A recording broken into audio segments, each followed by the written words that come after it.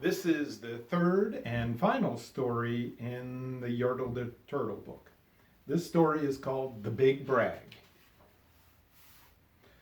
The rabbit felt mighty important that day on top of the hill in the sun where he lay. He felt so important up there on that hill that he started in bragging, as animals will.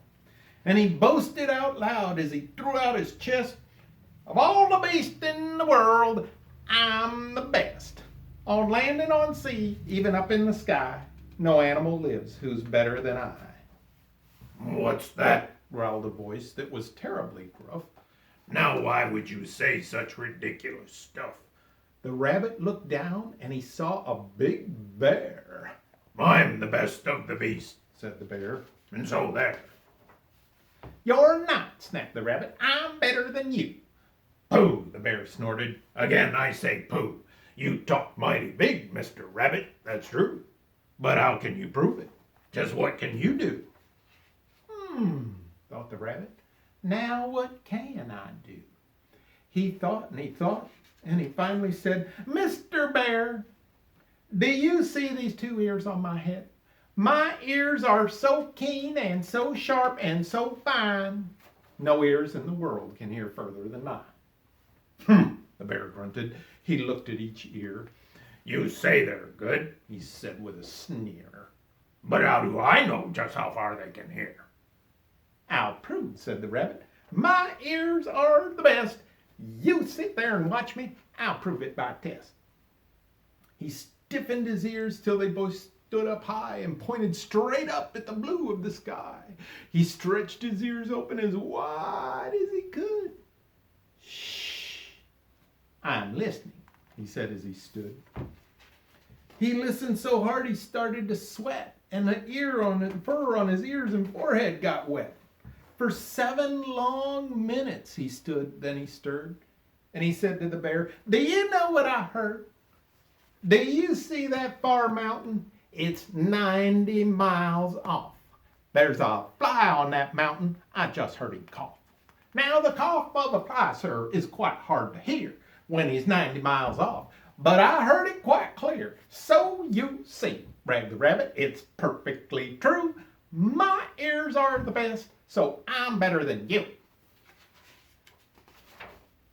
The bear for a moment just sulked as he sat, for he knew that his ears couldn't hear things like that.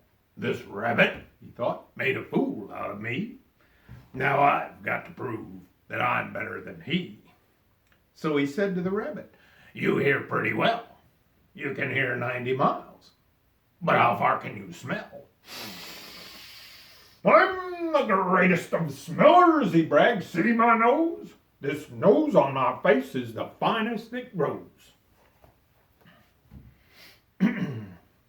With my nose I can smell anything, both far and near.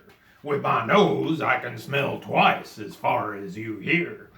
"You can't," snapped the rabbit. "I can," growled The bear, and he stuck his big nose way up high in the air. He wiggled that nose, he snapped and he snuffed. He waggled that nose, he whiffed and he wuffed. For more than 10 minutes he snapped and he snuffed. And then he said to the rabbit, "I've smelled far enough."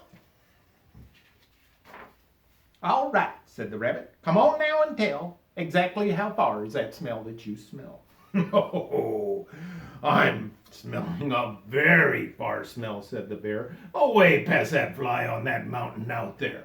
I'm smelling past many great mountains beyond, 600 miles more, to the edge of a pond. And way, way out there by a pond you can't see is a very small farm. On the farm is a tree. On the tree is a branch. On the branch is a nest, a very small nest, where 2 tiny eggs rest. 2 hummingbird eggs, only half an inch long. But my nose," said the bear, "is so wonderfully strong. My nose is so good that I smelled without fail that the egg on the left is a little bit stale." And that is a thing that no rabbit can do. So you see, the bear boasted, "I'm better than you. My smeller's so keen it just can't be beat." "What's that?" called a voice from way down by his feet.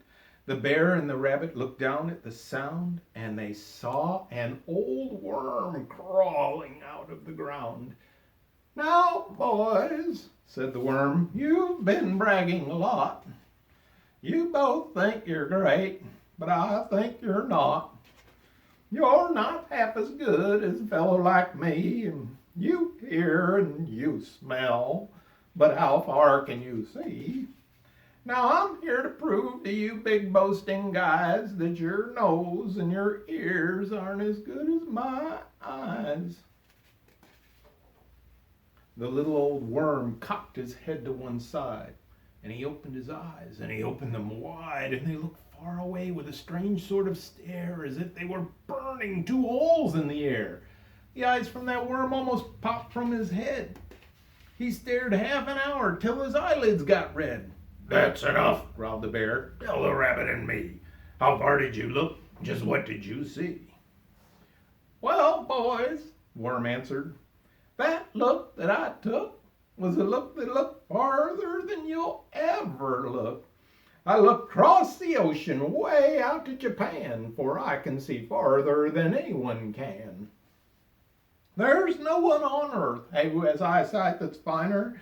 I looked past Japan, I looked across China, I looked across Egypt and took a quick glance across the 2 countries of Holland and France.